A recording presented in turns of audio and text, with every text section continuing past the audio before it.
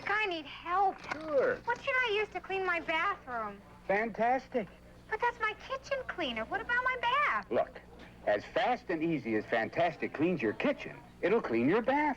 Nick's right. Fantastic cuts right through grease, dirt, and soap scum. My whole bathroom sparkles. Nick, Fantastic is super in the bathroom. Fantastic. What it does for your kitchen, it'll do for your bath.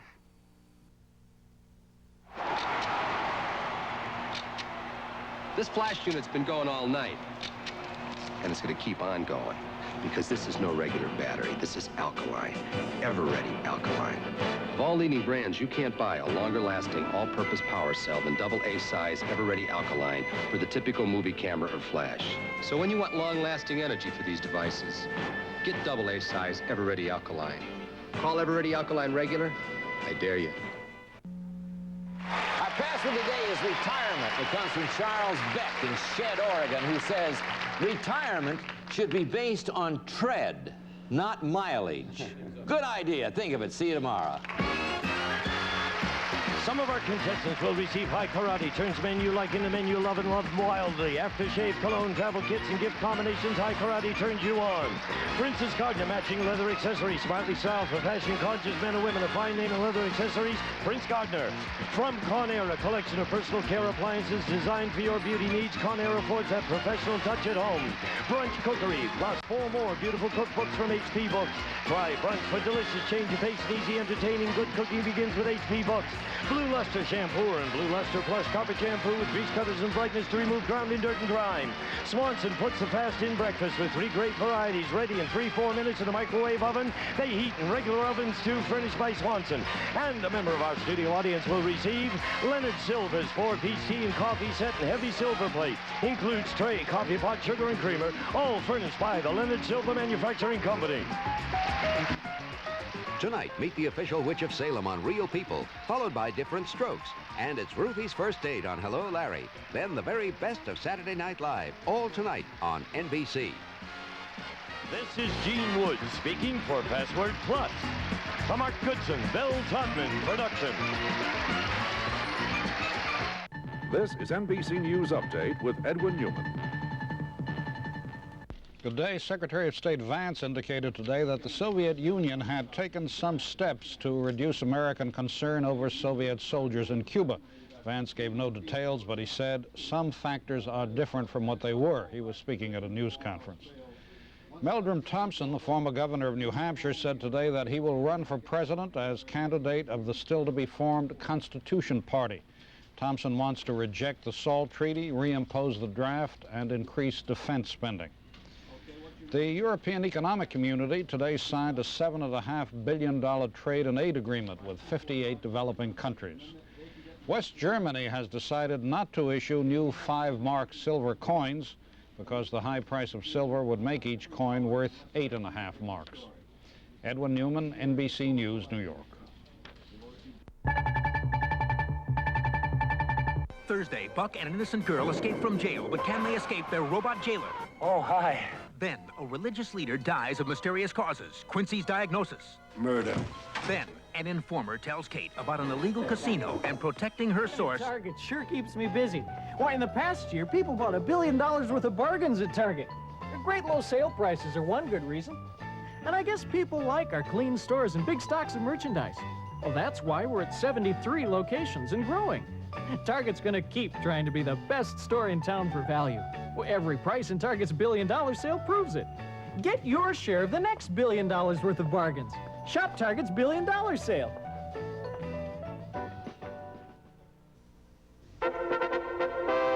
Nabisco gives rise to a remarkable cracker. New Wheatsworth Stone Ground Crackers. Stone ground wheat flour with a touch of sesame make a delicate taste with a difference.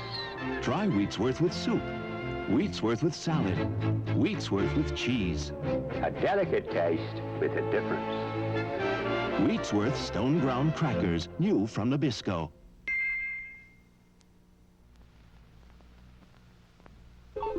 Robert Wagner may be an actor, but he's also a shrewd businessman. Read his story in the new issue of TV Guide.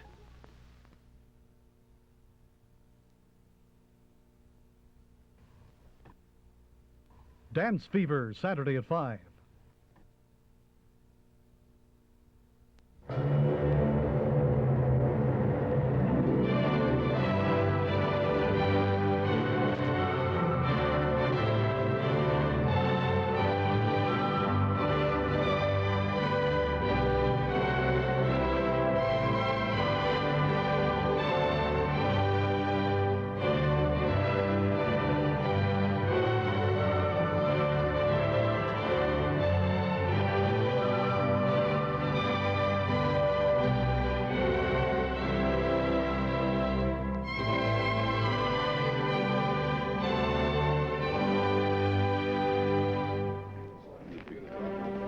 That's what I'm waiting for. We got to do things right here. They got to go. Hey, welcome to WOC's big birthday party, the 30th. I thought at first it was all for me. I had a birthday a couple, 3 days ago, really. And I thought, gee, how nice. But I come to find out the cake says right here, WOC-TV 6, 30 years. And we're going to have a little fun here today. You will be seeing some familiar faces if you haven't already.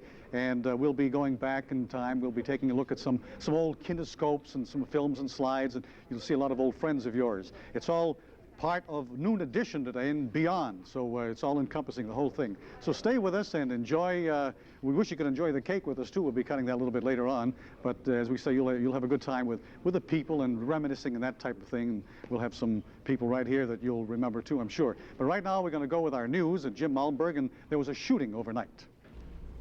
Thank you, Ernie. Davenport police are looking for a 24-year-old Davenport man who is the main suspect in the death of 22-year-old Lynn Hester Jr. of 453 15th Avenue, Rock Island. Hester was shot in the chest last night at a tavern on West 6th Street shortly before 9 o'clock. Authorities report a .38 caliber pistol was used in the slaying, which is said to have stemmed from an argument over money. Hester was pronounced dead at the scene by Scott County Medical Examiner.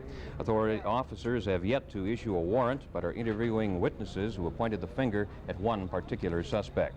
Production lines and foundry operations are reported to be underway this morning at the John Deere and Company Plant and Flour Works in Moline. United Auto Workers employees honoring picket lines set up by machinists, Local 1215, had virtually shut down the facility earlier this week. But a Deere and Company spokesman says a majority of UAW workers returned to their jobs this morning, crossing the lines drawn by the striking workers after a contract proposal was rejected last Sunday night. Machinists Local 1119 at Deere's Harvester Works in East Moline were also involved in the walkout, but ratified their latest contract offer yesterday.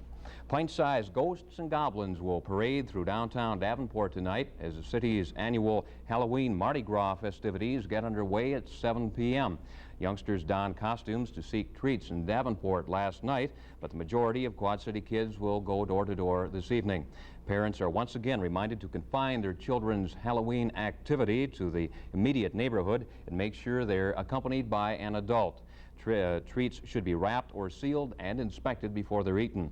Davenport police received a few reports of foreign material being inserted in goodies, but no serious injuries were reported. Vandalism incidents were apparently minor.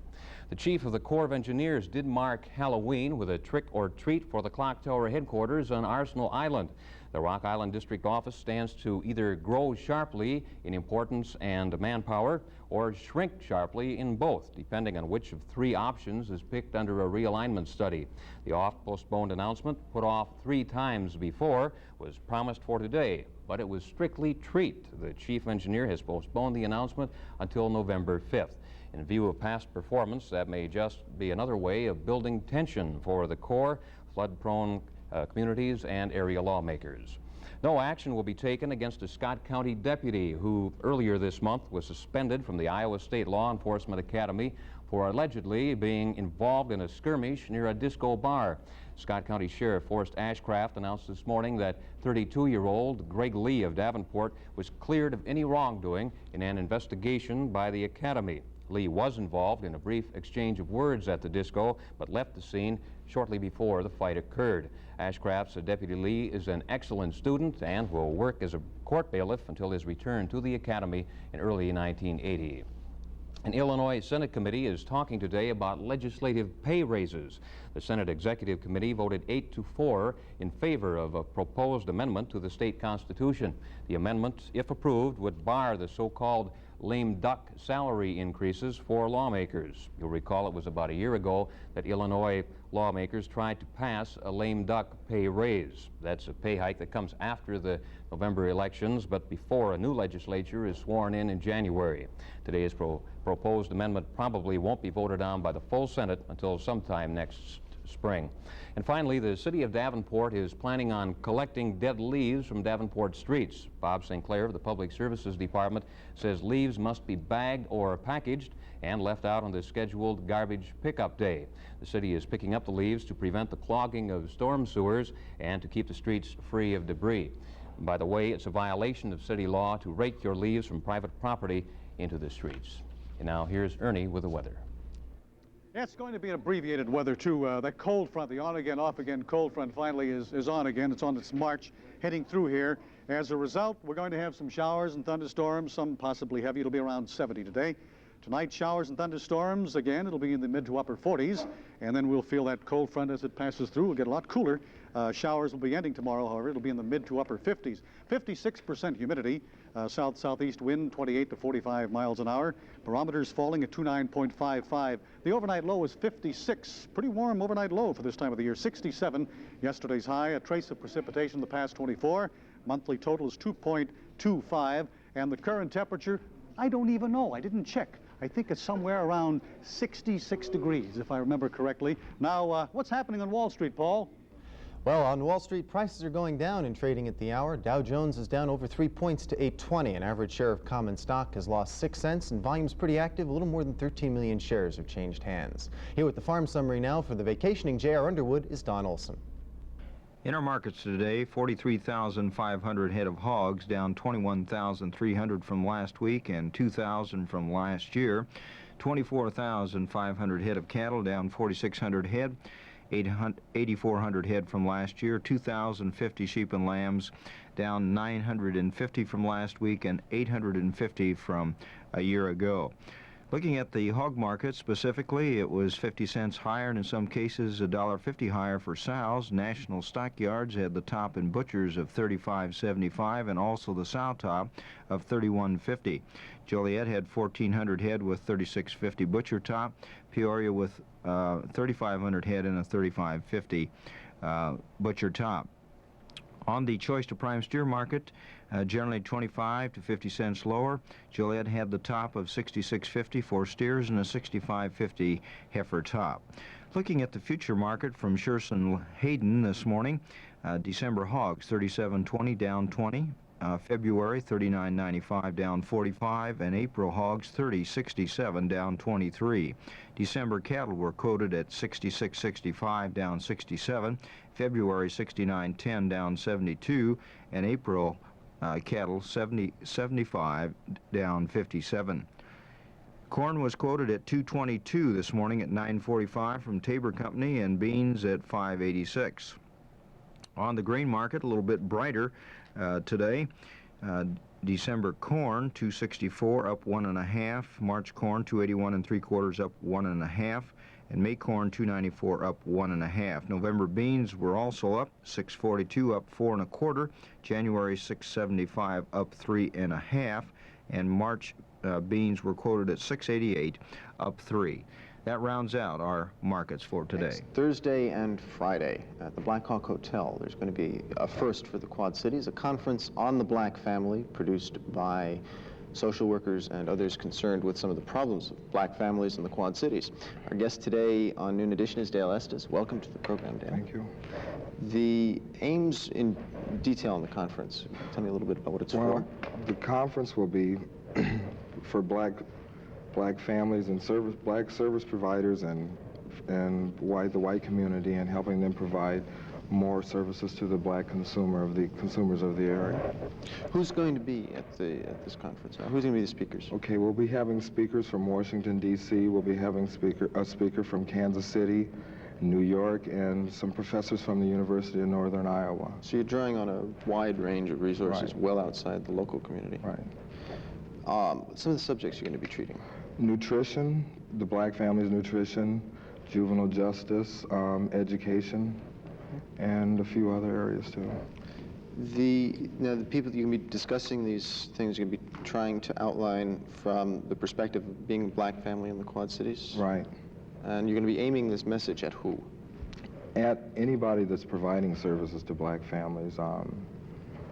The court system, the educational system, the doctors of the community, the ministers of the community, white and black.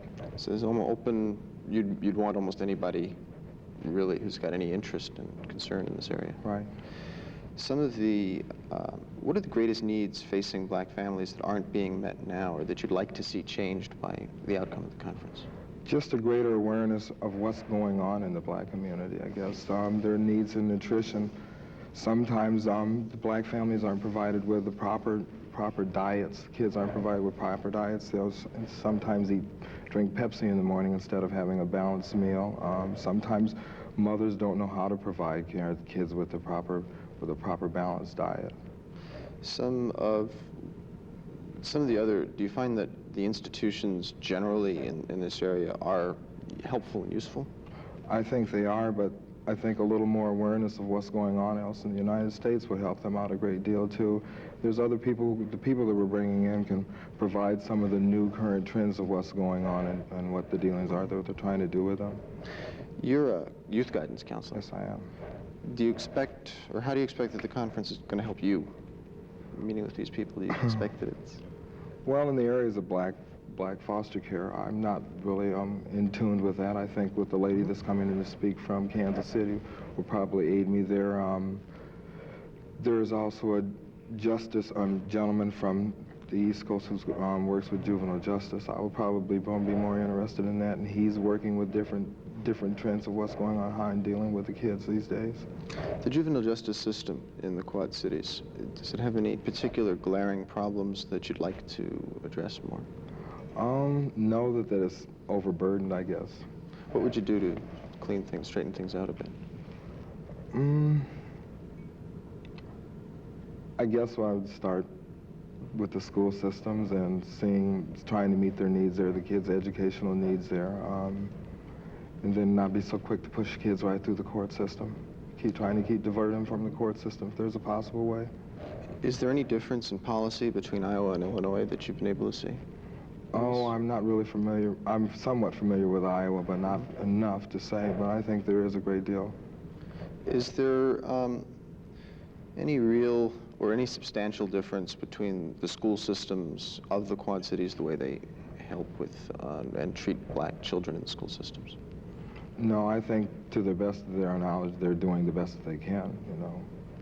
Are there any other institutional providers or agencies of any sort that, or what are the agencies that you would identify as being the most effective from your point of view?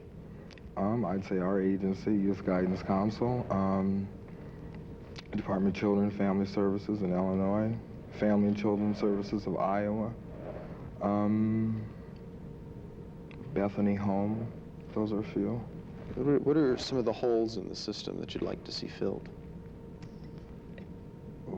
In terms of things that should be being done more but aren't, any kinds of services, health, social welfare, counseling? Probably the health. I'd like to see some more work done in the health service area and the educational area. Special education would be another area. Can this conference help things like that? I think it will be able to. I can't say it's going to have all the answers, but it's going to give you some give them some alternatives of what's going on or what they possibly could do. That's conference, the first conference. Do you hope it'll be an annual one? I hope so, or at least semi-annual. Conference on the black families at the Black Hawk Hotel. That's November 7th and 8th. And all day of November 7th and 8th, you can register at the conference. Or else contact the Council on Children at Risk in Moline, Illinois, 764-7017.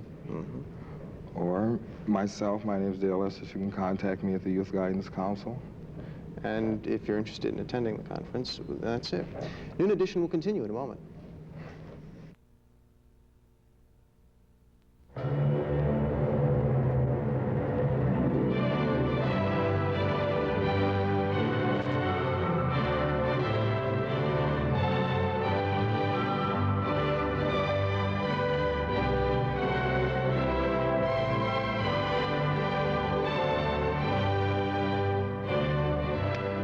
And it's party time once again. We're really going to get rolling right now. A couple of old friends of yours. I don't mean old in that sense. Be careful of that word. Be careful how you use that word. I mean from long ago. No, that doesn't sound right either. Just remember, you're one of us. Anita Sundin is with us today to help out with the old film that we have and what have you, and the pictures and things. Anita, what are you doing these days for the benefit of the people? Well, I'm working behind the scenes, and I'm writing those television commercials that so many people put down their books and run out in the kitchen to get something to eat, too. You were one of our favorite pinch hitters, so to speak, when Pat Sundin couldn't make it. You were here to do the Especially For You show. Or, either one Sundin or the other. Yeah. And no relation either. I think you had to make that clear a lot, didn't you? Huh? Well, let's see. Her former first husband and my ex-husband were second cousins. So we were kissing there was. cousins. Oh, I didn't even know that. Okay. Whatever happened to Bob Brown? I don't know. What did happen to him, Ernie? I keep finding people saying, hey, what became of, and inevitably your name comes up, and I say, I don't know. Yeah, well, he's still around somewhere. What is it that you're doing now, Bob? Well, I am working with the film and tape department.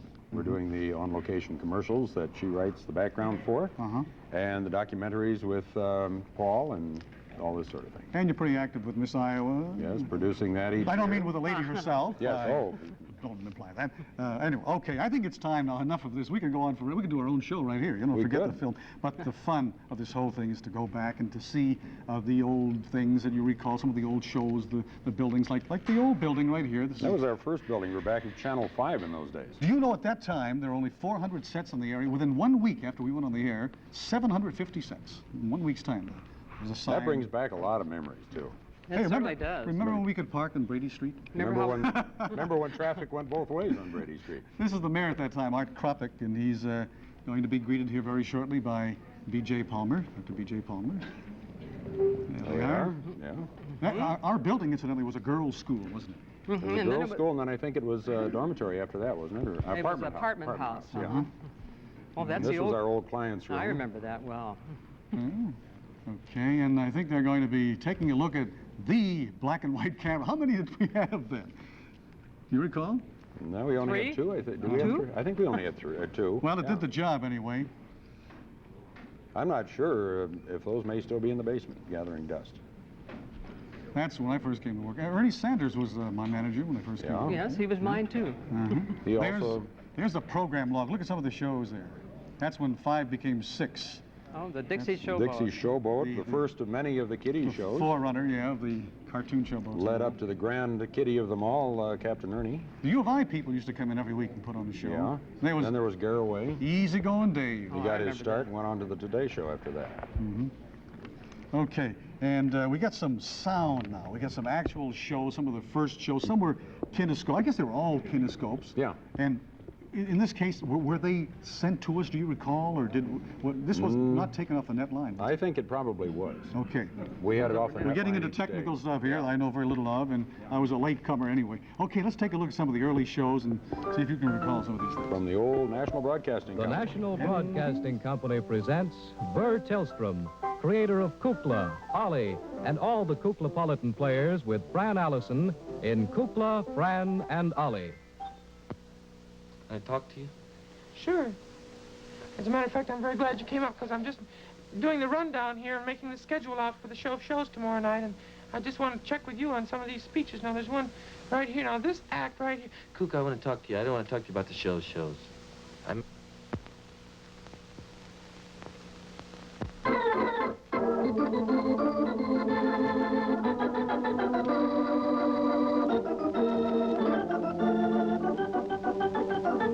Friends, when we do a thing, we do it right.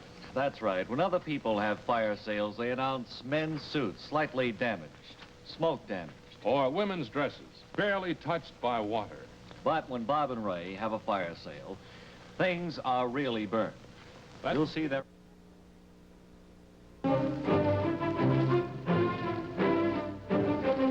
Television's original Zoo Parade, presented each week at this time from the world-famous Lincoln Park Zoo in Chicago, where today we're going to delve into the subject of similar animals that are different, or different animals, right now, I'm sure, by Marlon Perkins, director of the Lincoln Park Zoo. Hello there. I'm glad you could join us again today. Well, Jim, I don't know, maybe it is a confusing title, but...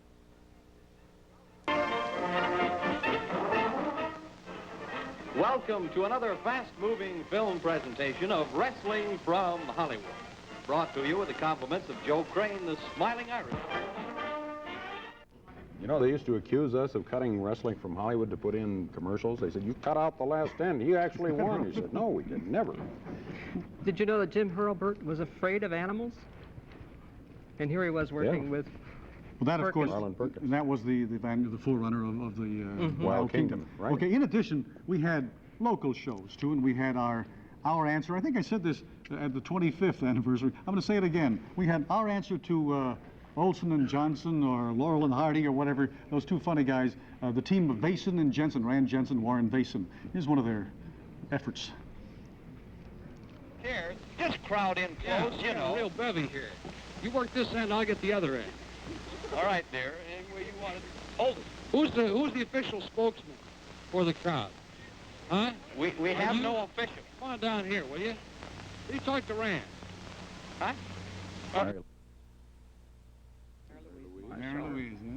Miss WOC. Here she is here from our last anniversary. At Home with Mary Louise Marshall was her show. Everybody loved She her. did that for a long time. She was a wonderful person. She was here for our 25th anniversary. Yeah. And we have, what do we have here? Not quite. Oh, Ken Wagner. Yeah, Ken Wagner. He was our first captain What of they the call this, Dixie Belle. cartoon capers or something? Cartoon. That's right. Yeah. Cartoon capers. Okay. And then Forrest Edkin, the singing sheriff. How was it? Did he sing well? No. Neither did Whitey Reno. In Circle 6, he used to try once in a while. Sorry, He had a Walt. good show. There's the And first of our showboat captains. Captain Ken, as he turned from the artwork to the showboat. They had a slug of them. They even got me in the act. Calliope and Tommy there, and Bob Allard, remember him? Oh, Yeah. Howdy, Buckaroos. That's Sunday Slapper. He'd do that every day. And then there's Wes Holly. Wes has gone on to bigger and better things, and I understand is now retired. He really did retire. Romper Room, well, he's doing That's so. Gwen, isn't it, huh, with the Romper Room? How well I remember Romper Room. They used to have so many things happen. This one little kid, they came to a close-up on him, and just then he regurgitated his breakfast. Oh, no, don't say such a thing here. With a cake and Square dance party, everybody said, boy, you must have a great big auditorium. There's a little tiny studio. And Wes and Joy Holly here again. Very active still, I think, aren't they, though, with dances and things like that? They're doing some little things, I think, here and there. There was a fun show, too, that I wish I could have been a part of because Trip the Trio? Yeah, the Trip the Trio Sure. show. Everybody looked forward to that. I used to do the commercials on that. I was the hands, and I had to squirt some whipping cream on a jar of strawberries, or rather, dish of strawberries. I missed, landed on the tablecloth right in the front. It was a mess. There's our answer to Dick Clark's bandstand or whatever. Ed Zach, Jack Woods, Pat McMahon, all the stars of that show. The Platter Party. Yeah. Ed Zach is our TV program director these days. What year was that? Do you remember? No mention here. The time flies so fast. I remember. In the 50s. Look at how they're dressed. It's got to be the 50s. And Isabel Bloom, she was on Pat's She had show an more art than show, one time. didn't She's still sculpturing in East Davenport, I think. Very Very talented famous lady. sculptress, yes. And before Dinah Shore, there was Helen Delger. There's the gal that kept us alive for so long. That's Everybody right. would sneak in and grab the little things she cooked, sometimes before she showed them. Now, she didn't like that either. No, We no, grabbed she it was very before. displeased. We'd go on location, too, like right here at the fairgrounds. I remember we did the noon show out there every day for the week of the fair. Then Old Man River got vicious a couple of times. But we got some 65 and 69. Remember Stan Strait of our engineering staff scurrying about the top of Davenport Bank with a big camera under his arm. He wasn't too straight after that, was No. he? Sort of bent over a little bit. He hasn't straightened up since. And for all the talented people out there, or those with no talent at all, who thought they had it, anyway, there was Golden Opportunity and Tom Parker. It started out, there was some good talent, but I think they ran out. Well, you know, Here you we can, go. Well, you can see so many there's the acrobats set of and it. jugglers and that type of thing. And That's true. Well, you then run through. they had a group who would perform around the area, too. Warren Vason. Well, we were on the road with them for about 3 years. You know, we actually had a wedding in this studio right here. Yeah. I remember. There it is. I sang for it, believe it or not. Is that right? You recall the song you sang? I think it was Because or something like that. Traditional wedding songs. Sure. Or I Love You Truly. And you'll probably be seeing a scene election like this in about a year from now, right? We did some gigantic election returns there. And everybody got involved there. Is that you, Bob, in the foreground Yeah, there? I was standing back there tabulating something. I don't know what. Here's our... Marge Minard and Candlelight Cameos, I think, which I wrote and announced as well. And then she teamed up many, many times a day with her compatriot, George Sontag, our music director. Yes. Remember they used to do twin piano time. Yeah. I guess that was radio, but they used to... Then there was the soiree with Sontag, That's too. right. Yeah. And they used to, both of them play on, especially for you. I think a great favorite of many was that Tree of Light show that we had. That went on for how many years? Quite a long time with the Salvation Army. I guess they were... Everybody in the whole community came in, the bands and the singers, and the funny, and did their thing. Funny duo again. Yeah. It was a kind of a marathon telethon sort of a thing, wasn't it? Huh? It went all night long. People would come to work blurry-eyed the next day. Not only come to work, but you go to the bank and the teller could be able to just barely see the dollar bills there. There's our gal, Pat. Oh, there's my kissing cousin. Yeah, 15 years of Especially for You. Correction, 18. 18? Oh. 18 years. And when she wasn't on the scene, well, then yours truly sat in for her. And Georgia Fredrickson. I happened to be doing the show the day that she started. Oh, Pat really? was on vacation. Saw her just the other day. Great She's gal. still in pretty good shape. Still looks good.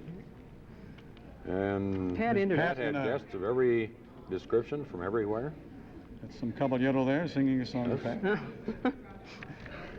And there are some big-name guests, too, that came on the show. Yes, she had, well, I know Robert Young was on several times. Yeah. And Moline's own. Louis Belson. Louis Belson. Quad City's own Louis, sure. Yeah, sure. Pearl Bailey's husband. He was on a number of times. That's George in there with him, I think, isn't it? And then once in a while, Pat didn't feel like showing up or was ill or something.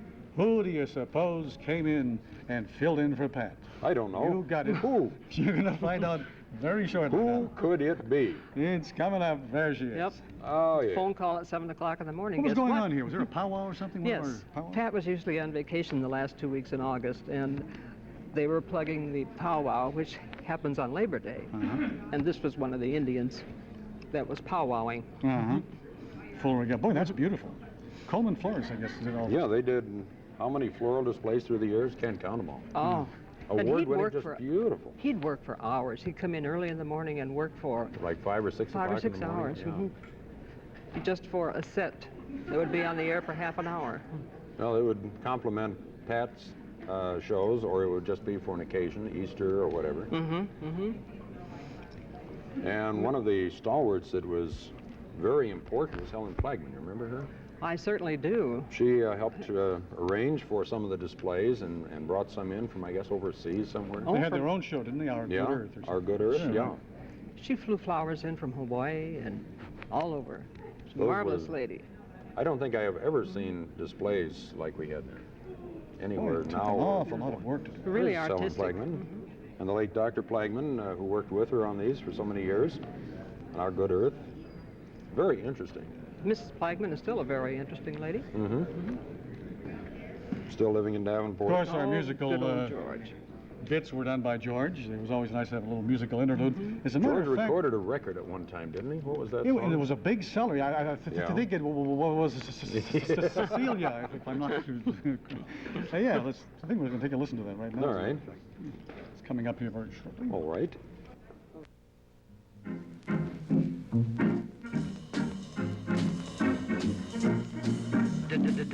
Does your mother know you're out to sea? Yeah.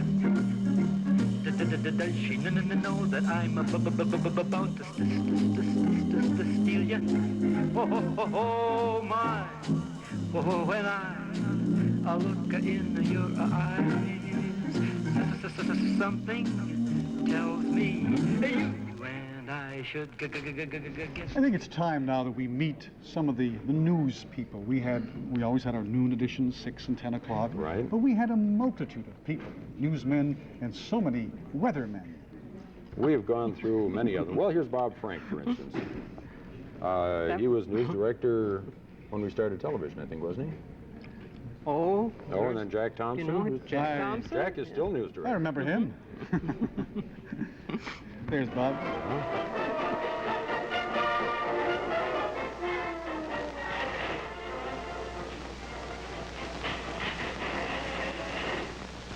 Going on for 2 years, now going into its 3rd year as of today. Well, the UN put it square up to the Reds today. It's peace or war. It's their choice. The UN wants peace, but it'll fight it. Yeah, one of our noon edition team here would be George Johnson. That's Doug Dahlgren, who went to Chicago, doing very well in Chicago. Yeah. And JR. That's the old timer JR. Sure. Bob Allard. Bob Allard was There's Bill Gress. Remember Bill Gress in comment? Yeah, that was a Focus 65 he was doing there. Yeah, that was a special, I think, wasn't it? Right. But he did comment, and I think we'll... You notice one thing absent in that picture? His I don't see a pipe. Right. Look at the news for a very warm Sunday evening, June 22nd, 1952. The president of the CIO Steelworkers says that Taft-Hartley will not make steel. Philip Murray addressed a mass meeting of some 8,000 steel. Good evening, I'm Bill Gress, and this is Comment. And we miss him. Yeah, that's the view that we remember. There's fast-talking Hal Hart, the fastest mouth in town. Yes. He could get through more stories in a few minutes. We know he, not only that, he talked so fast, but he also could be understood. We had others that talked just as fast and couldn't understand it. Hello again, everyone. Well, something a little different tonight in the sports world. It's summer, and it means that we're taking dogs as well as some other animals out of hibernation. And there was a time where weather was thought to be kind of dull, so we tried to do something different. Yeah. Dress it up. Yeah, I think this was probably our first weather presentation, and Mr. Abe Weatherwise. Mr. Weatherwise, right? And Ray Guth handled the puppets, and Paul Pappas did the voice, and everybody waited to see what the little old guy was going to do, looking at his little toy machines there. There's one half of the team of Basin and Jensen. Ran Jensen. Ran the weatherman. And then we had something that everybody wondered where that was, the Shell Weather Tower. People were saying, I'm going to take a drive, I want to see it, where is it? And then we had this guy. Yeah, there he is, yes. The late, great Bob Brown. He used to throw snowballs out of that You did, yeah. really? And he's smiling there, happy about the weather, I guess, right? It was probably snowing at the time. Yeah, being a New Englander, you would like that. And a skier. And we'll let Tom Parker do his bit on weather, too. Our map has changed considerably since Where's then. Tom? With Bob O'Reilly. There we We are. went to the moving symbols here, remember those? Yeah, that's right. We have the lights that went around. The clouds would pulse, and the sun would pulse a different direction, the rain would rain, and it was very effective. That's a 6 p.m. news set with Dick Scott. Went to Canada, and I don't know from there. And Charles King, he was another weatherman, sure, and Wally Bowler. Wally Bowler and Bill Gress, sure. Yeah. Now, we mentioned Ran doing the weather, but we want you to see how smooth he really was. Doing the weather with his lipstick, remember that? Lipstick for yes. Ran Jensen? Yes.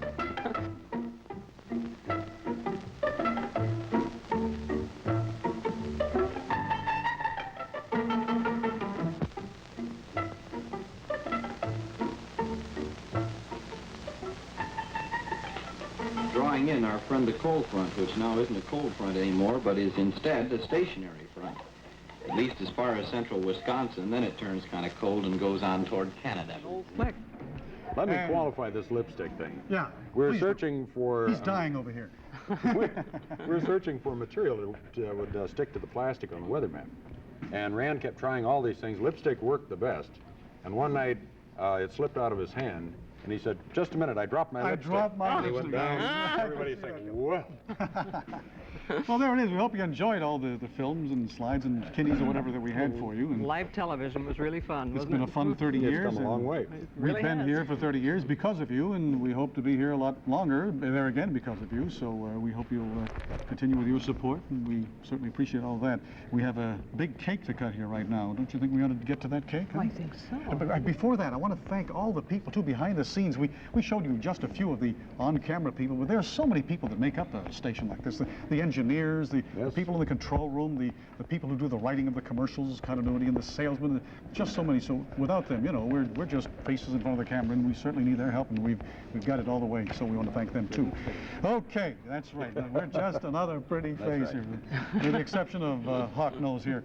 Okay, right now we're going to bring up Vicki Palmer Miller, who's a member of the Palmer family, of course, and she's with the board of directors and daughter of Dr. Dave Palmer. And Vicki, I think it would be nice for you to cut the cake for us, if you would, please. Happy to. Okay.